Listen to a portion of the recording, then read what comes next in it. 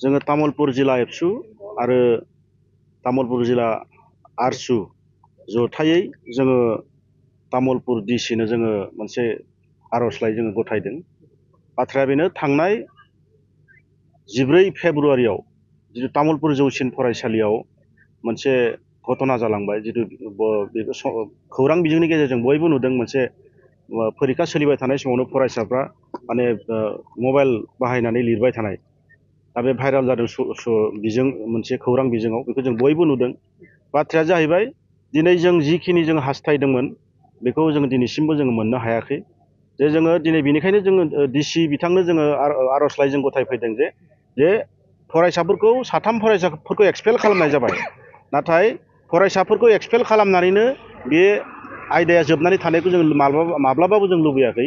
मानोना बेयाव फरायसाफ्रा माबोरैहाय परीक्षा हल सिङाव बोरैहाय मबाइल सोनो हाखो बे जोबोद गिदिर मोनसे बे सोंथि। दा फरायसाफोरखौल' एक्सपेल खालामनानै जुदि आयदाया जोबनानै थायोबा बे जोंनि थाखाय मोनसे दुखुनांथाव जागोन। बेनिखायनो जोङो डिसि बिथांनो दिनै जों गोसोखां बिलाइ बा आर'जलाइ जोङो होदों। मानोना बेवहाय निश्चय बेहाय फोरोंगिरिफोरनि जाय बे फरायसालिनि बिगोमा गाहाय फोरोंगिरि एबा प्रिन्सिपाल आरो परीक्षा हलाव जाय बिथाङा डिउटियाव गोग्लैदोंमोन डिउटियाव दङमोन बिथांमोननि बेहाय दुरबलताया थागोन आरो दङ आरो बेखौ जों रायजो राजाफ्रा बुजिदों बयबो जे बेवहाय फोरोंगिरिफोरनि दुरबलताया बेयाव 100% बेहाय दङ बेखौ रायजो राजाफ्रा बुजिदों। नाथाय जोङो सन्देह जादों मोनसे रहस्य गोनां खोथा रहस्य दङ होननानै जों बुजिनो हादों जे बेखौ बुजिसेयावबो रायजो राजाफ्राबो बुजिदों बेखौ जोंनि माने डिसि बिथांमोनाबो बुजिदों सोलोंथाइ बिफाननि बिबानगिरि बिथांमोनाबो बुजिदों गासिबो बुजिनो हादों। नाथाय बुजिनो हानायनि उनावबो दिनै फोरोंगिरिफोरनि बिथिं जाय बिथाङा डिउटियाव दङमोन जाय बिथाङा बे स्कुलनि फरायसालिनि गोरायुं प्रिन्सिपाल बिनि सायाव दिनैसिमबो मानो एक्सन लानाय जायाखिसै बे जोंनि गिदिर सोंलु।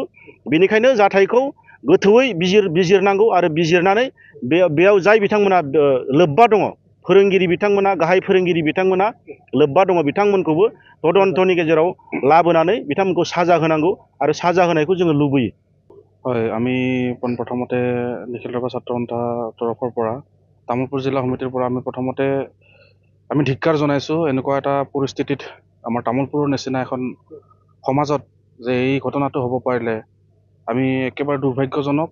আমি আফচোচ কৰিছোঁ, আমি দুখ প্ৰকাশ কৰিছোঁ। তামুলপুৰ জিলা নিখিল বড়ো ছাত্ৰ সন্থা তামুলপুৰ জিলা ৰাভা ছাত্ৰ সন্থা আমি একেলগে যৌথভাৱে আজি আমাৰ ডিচি মহোদয়ৰ ওচৰত আমি মেমৰেণ্ডাম দিবলৈ আহিছিলোঁ যে এনেকুৱা অনৈতিক ঘটনা যাতে আৰু পুনৰাবৃত্তি আমাৰ তামুলপুৰ জিলাত নহয়। আমি ক্ষোভ প্ৰকাশ কৰিছোঁ, দুখ প্ৰকাশ কৰিছোঁ। অতি শীঘ্ৰে পানিছমেণ্ট হ'ব লাগে যে ইনষ্টিটিউটৰ হেড এজন থাকোঁতেই লগতে ডিউটিত থকা ইনচাৰ্জ থাকোঁতেই কেনেকৈ এনেকুৱা ধৰণৰ মানে ঘটনা সংঘটিত হ'ব পাৰে আমি খুব দুখ পাইছোঁ। আৰু ইয়াত মানে কোনো ধৰণৰ যাতে এনেকুৱা অনৈতিক কাম আৰু হ'ব নোৱাৰে তামুলপুৰত আমি তাকে ক্ষোভ প্ৰকাশ কৰিছোঁ। আৰু আমি ডিচি মহোদয়ক আমি জনাইছোঁ যে এনেকুৱা ধৰণৰ পৰিস্থিতি আৰু যাতে দুবাৰ নহয় আৰু এই ঘটনাটোক কেন্দ্ৰ কৰিয়ে যাতে ডিচি মহোদয়ে এটি সুন্দৰ পদক্ষেপ হাতত লৈ ইয়াকে আমি জনাবলৈ আহিছিলোঁ। ডিচি ছাৰে যিখিনি লিগেল একশ্যনৰ কথা কৈছে তেখেতে কৈছে যে তেখেতৰ ফালৰ পৰা যিখিনি কৰিব পাৰে তেখেতে ইতিমধ্যে কৰাৰ কথা কৈছে আৰু আমাক জনাইছে যে তেখেতে অলৰেডি মানে ছাবমিট কৰিছে। কিন্তু এই একশ্যনটো কেনেকুৱা ধৰণৰ হ'ব আমি এতিয়ালৈকে তাৰমানে যিখিনি জনাইছে আমি সেইখিনিত সন্তুষ্ট হোৱা নাই। আমি ইনষ্টিটিউটৰ হেডজনৰ পৰা আদি কৰি গোটেইখিনি চালি জাৰি চাই এটা ভাল মানে পদক্ষেপ যাতে তেওঁ দিব পাৰে আমি সেইখিনিকে তেওঁৰ পৰা আশা কৰিছোঁ। আমি এতিয়া ক'ব লাগিব যে এনেকুৱা ধৰণৰ পৰিস্থিতিত যাতে মানে পদক্ষেপটো অতি ষ্ট্ৰং হ'ব লাগে। আমি এইটো ক'ব বিচাৰিছোঁ যে যিহেতু তেখেত সমানভাৱে জগৰীয়া গতিকে ইয়াৰ ক্ষেত্ৰত আৰু ইয়াতে কোনো দ্বিধা নাই, ইয়াতে কোনো লুকাই থকাৰ কথা নাই। ডাইৰেক্ট লিগেল একশ্যন হ'ব লাগে যে তেখেতক মানে পাৰিলে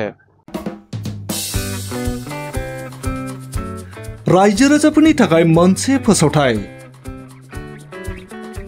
क'क्राझारनि गौरां दैसानि रुगुङाव गोदानै खुलिदों रेजर्ट 29 लेन्डमार्क मुंनि गोदानै रेजर्टखौ दायो बेखेवबाय।